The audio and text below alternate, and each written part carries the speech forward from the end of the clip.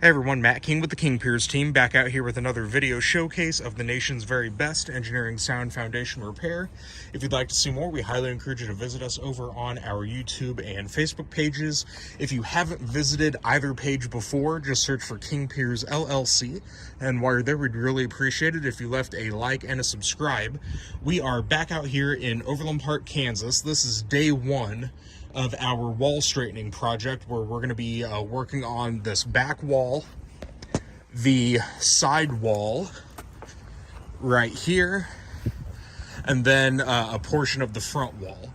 So as you can see, we started the excavation earlier this morning on the back foundation wall. This is the longest stretch of the foundation to excavate, so we're getting started out here.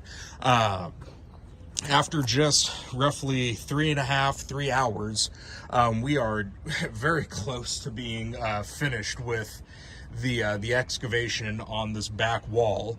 Again, as we point out in the earlier video from this morning, the reason we do this excavation is to relieve all of that pressure that's causing that wall to be leaning inward in the first place. So this is the first step of being able to properly push these walls back to vertical. We don't use any kind of methods that are known to fail, like a lot of foundation companies use the steel plates on the wall on the inside, bolted all the way through the wall, and try to anchor that into, most of the time, nothing in the yard. So this way, it takes a little bit longer, but it is 100% successful in actually straightening the wall, which is what we've been hired to do here. So I would say probably later today, we should have this whole back wall excavated out.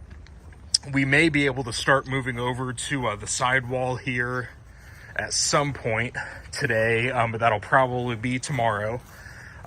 We've done a little bit on the front already just to expose the water line, which we have.